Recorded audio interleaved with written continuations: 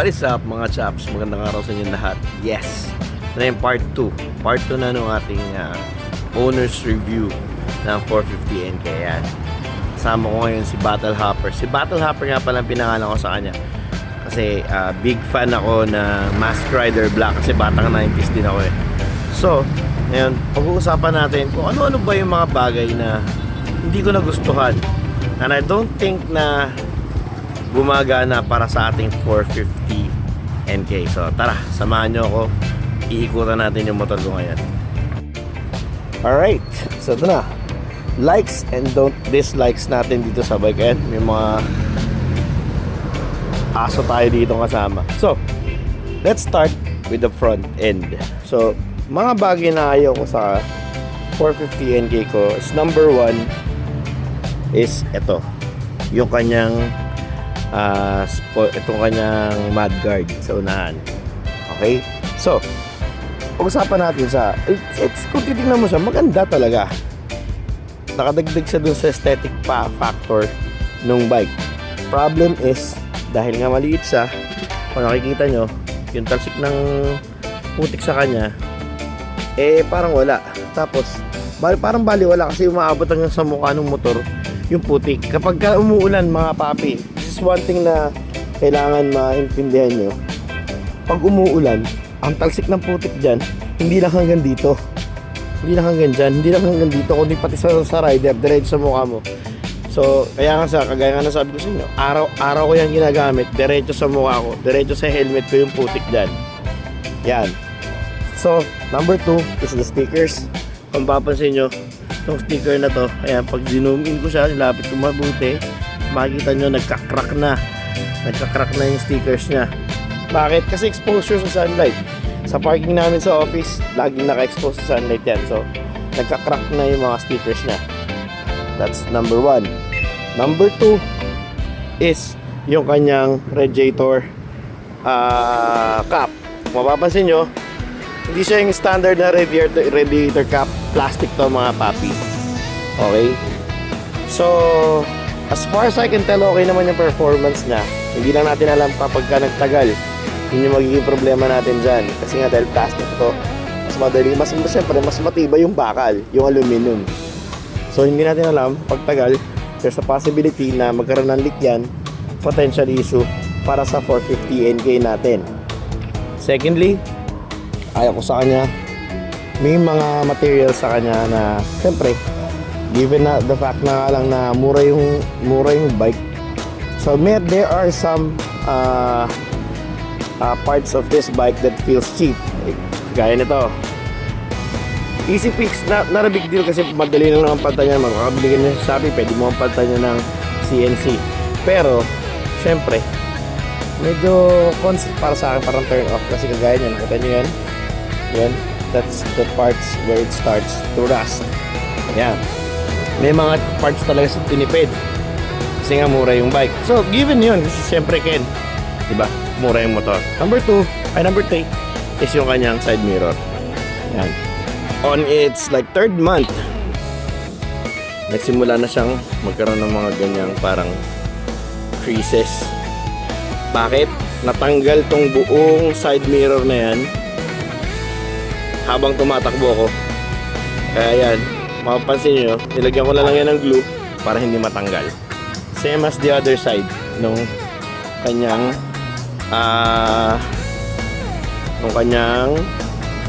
tag dito, side mirrors. 4th, and talaga napakalaking pet peeve ko is itong kanyang tail section. This is practically useless mga papi. Kahit tanggalin mo na yan kasi wala rin, tumatalsik din sa likod. At ang talsik ng putik niyan, hindi lang hanggang dito, hanggang sa ulo ng rider, yung buong likod ko at yung kapote ko sobrang putik-putik talaga. Other part, first na ayaw ko sa kanya is yung kanyang stock exhaust. I replaced it with a new one kasi masyadong mabigat yon, masyadong mabigat. Pero it's given, yan naman yung natin pinapalitan eh. Panganim na ayaw ko sa kanya is yung material na ginamit niya rito. So kung bibili ka ng 450 NK, kailangan mo talagang bumili ng tank tank pads dito na possibly pwedeng coveran to. Kasi kung makikita nyo, hindi ko lang kung mabibigyan ng justice ng camera ko, kasi lagi ako nakamaong nagagasgas na siya. Siyempre iniipit natin yan ng paa, at saka talagang nagagasgas talaga mabuti yung kanyang tank. Makikita nyo marami ng gasgas yan. Kaya yung plastic na ginamit sa kanya medyo malambot to sustain gasgas. Pero the flip side naman nan is dahil nga plug-in ng klaseng plastic yung ginamit sa kanya, makakabili ka ng ganyan ng mura, diba? Mamare-replace mo siya agad. Ito matindi-tinding flow na nakita ko sa kanya. Hindi ko rin to ginalaw kasi ayoko, parang pakita nyo. Ayan, so makikita nyo yung assembly na yan ng kanyang radiator. Sinusubukan kong higpitan yan pero ganyan na siya talaga. Sagad na talaga yan mga pre. Hindi ko na siya mapagdikit pa. Hindi naman kumakalog yung radiator. Hindi naman siya kumakalog, pero yun nga, nakakatakot. Kung medyo nitpicky ka, mapapansin mo yan. Tapos pamwalo, itong placement nitong malog siya. Pero normal lang naman yun. Problem is napakahina kasi yan. I don't like the sound of that horn talaga, so papalitan mo rin yan. So yan yung mga ayaw ko sa kanya. Secondly, Pensam na nga ba? Papi, nagre-review ako, kaya mo ako magtrabaho. Excuse me, thank you. Yan, so makikita nyo, sana nilagyan nila na medyo durable na paint. Makikita nyo kumikintab, diba? Kumikintab siya. Pero ganito kasi muna mangyayari sa kanya, so papangit talaga. Iba yung pakiramdam. Tapos sa 9 months, napudpud ko na agad yung pinaka niya. Ayan, nakita nyo, pudpud na yan. Hindi na siya paint. Talagang wala na, makinis na siya. Wala na yung mga paa niya sa araw-araw na gamit. 9 months para sa metal, sa aluminum, parang hindi naman kapanipaniwala na magiging ganyan na ganyan. Yan. Tapos ito pa, napansin nyo ba ito mga pre? Pansin nyo yan? Yan. Kalawang yan, tol. Kaya kalawang yan. So, na-expose siya sa moisture. Hindi siya ganun ka-sealed. Diba? One day, kailangan kong palitan to kasi mako-contaminate nito yung aking brake fluid. Ma-apektuhan yung aking braking. So, 10 na. Guys, wanted to make sure nagkakaintindihan tayo. This is not a perfect bike. Kasi nga budget meal to mga chong. Alright, hindi na yung mediocre class eh. Okay? So yan, yun lang naman. So yun yung 10 bagay na hindi ko gusto sa bike na to. Meron lang akong special mention sa inyo na issue na experience ko dito. Kasi nga hindi ko alam baka parang minadali nila yung assembly nito. There are time na natanggal to. Ay ako makikita nyo meron na siyang tama. Natanggal to, kinain ng kadena. Yun. Hindi ko alam, pero tingin ko factory defect. Siyempre they're doing this motorcycles hundreds of them in a day. So what do you expect? Diba? But overall, no, with its price point, the displacement, saka yung kanyang overall performance, it actually just give you the right amount of performance dun sa presyo na ginamit mo para sa kanya. Right? So, Ken, pang-araw-araw ba yan? Hindi eh. Dapat hindi sana eh. Pwede mong gamitin pang-araw-araw, kaso nga lang ma-hurt ka every now and then. Kasi ito, kagaya ito kahit sa pillion, mapapansin nyo, mga gumagaspang na siya, mayroon na siyang mga kakaibang gasgas. Kasi nga, malambot yung plastic niya. Tapos pag umupo yung misis ko, ewan ko kung paano nangyari yun. Pero napupudpud siya eh. Napupudpud siya, nagagasgas siya. So when it comes to engine performance, wala akong masasabi guys. It's delivering. Meron siyang clicking sound, nakakaiba. Pero as for other NS tuloy, NK450 owners, eh normal naman daw yun. And I would say na yeah, parang ganun. Parang ganun. Kaso nga lang, teka, paligtarin natin yung camera. Yan, kita niya na ako. Kaso nga lang, bilang siyempre hindi na naman ako makakapagpalit-palit agad basta-basta ng unit, kakabahan ka dun sa clicking sound na yun. But overall, with the engine performance, the price, it's just about, I can say na